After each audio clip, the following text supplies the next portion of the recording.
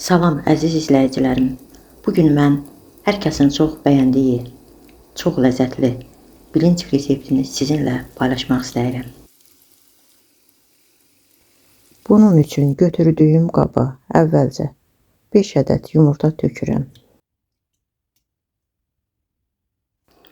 Sonra üzərinə 1 yemək qaşığı şəkər tozu, yarım çay qaşığı duz, yarım stəkandan 1 barmaq aşağı duru yağ töküb əvvəlcə çırpıcı yardımı ilə biraz qarışdırıram.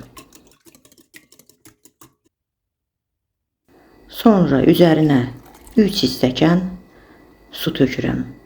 Qeyd edim ki, stəkan ölçüsü 200 ml-dir. Arxasından isə 2 stəkan süd tökürəm. Sonra isə üzərinə unu, ələnmiş unu hissə-hissə töküb qarışdırıram. Mənim istifadə etdiyim unun miqdarı 3 stəkandan 1 yemək qaşığı az oldu. Bu isə sizdə dəyişə bilər. Yumurtanın böyüklüyünə və onun keyfiyyətinə görə. Mən mikserlə yaxşıca çırpdıqdan sonra əlavə süzgəcdən keçirirəm.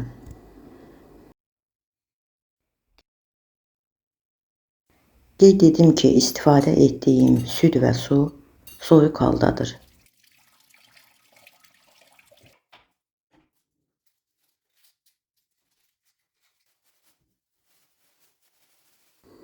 Baxın, xəmirimiz belə bir qatlıqda olmalıdır. Xəmirimiz biraz dincəldikdən sonra bişirmə qabını əvvəlcə yağlayıram.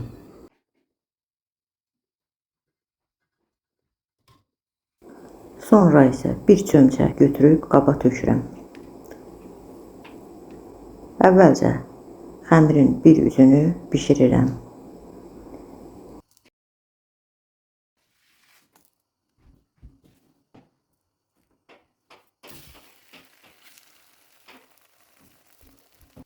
İkinci tərəfini isə çox az saxlayıb götürürəm.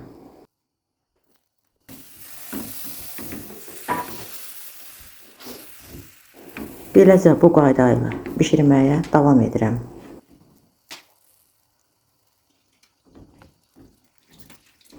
Əziz xanımlar, mənə dəstək üçün videolarımı bəyənib abunə olsanız çox sevinərəm. Bunun üçün əvvəlcədən sizə təşəkkür edirəm.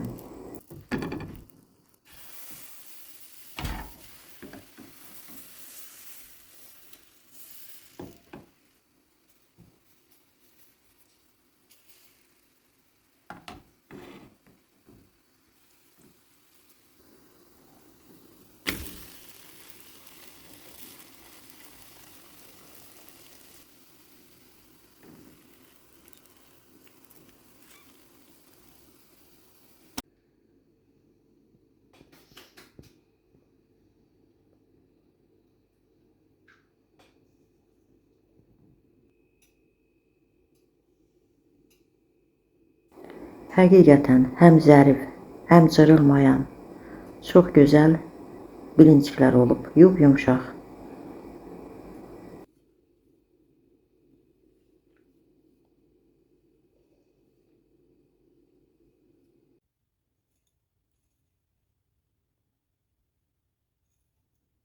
Xanımlar, mən qiyməni hazırlayanda videoya çəkmədim. Hər kəsin bildiyi sadə bir üsul, qiymə və soğanı qızartdım. Sonra isə üzərinə duz, istiot töküb hazır hala gətirdim. Sonra isə bilinciklərin bişməyən tərəfini üst hissədə saxladım. Bişən tərəfinə isə bir dolu yemək qaşığı qiymə qoyuram və kənarlarını büküb bağlayıram. Əlbəttə ki, bu da sadə bir üsul. Burada da çətin heç nə yoxdur.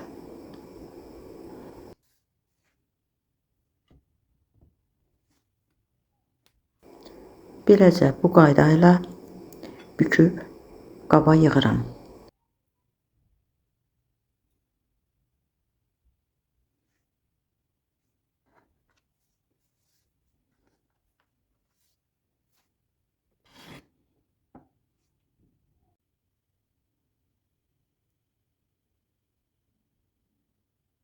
Qeyd edim ki, bu ölçü ilə 28 ədəd bilincik hazırladım. Mən bilincikləri sabah bişirməli olduğum üçün üzərini yaxşıca bağlayıb soyuducuda bir gün saxladım. Sonra isə 2 yumurta götürüb yaxşıca çırpıram. Kənarda isə qaba panko tökürəm. Sonda isə bilincikin hər tərəfini yumurtaya batırıb pankonun üzərinə qoyuram.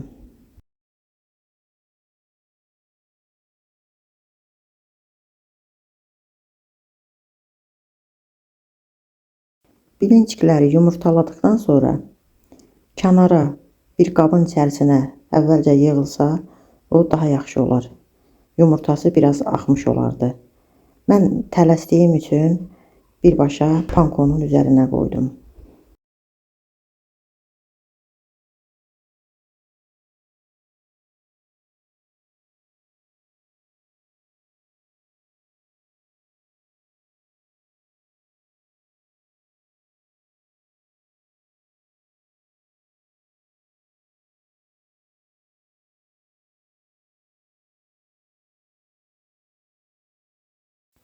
Beləcə hər tərəfini pankoya batırıb kənara yığıram.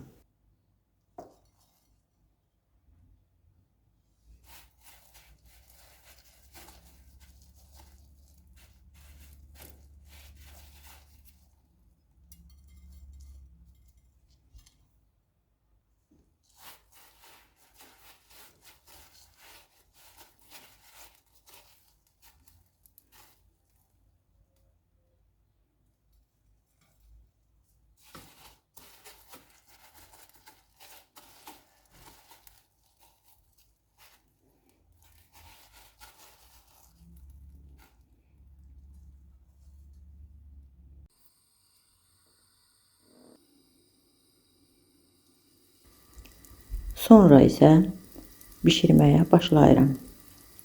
Qeyd edim ki, götürdüyüm yağ duru yağdır.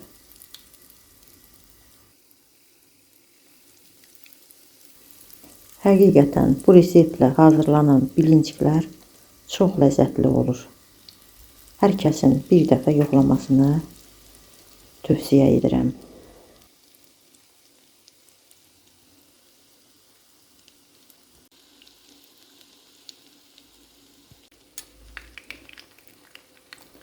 Bu qayda ilə bilinciklərin hər üzünü yaxşıca bişirirəm.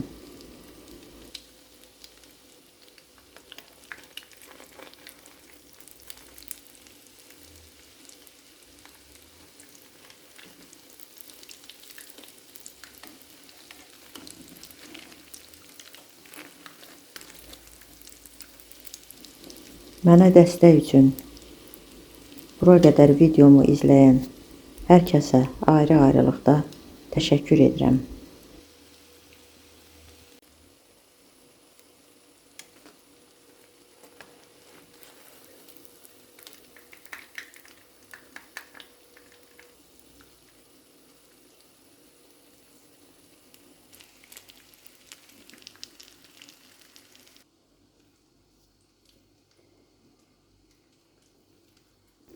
Bilincikləri əvvəlcə salfetlərin üzərinə qoyuram, yağ çıxsın deyə.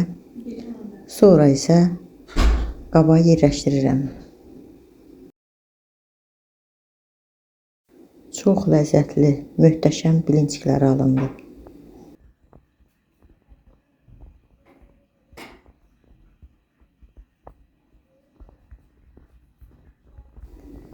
Beləliklə bir videonun da sonuna gəldik. Sağ olun, yeni videolarda görüşənədək.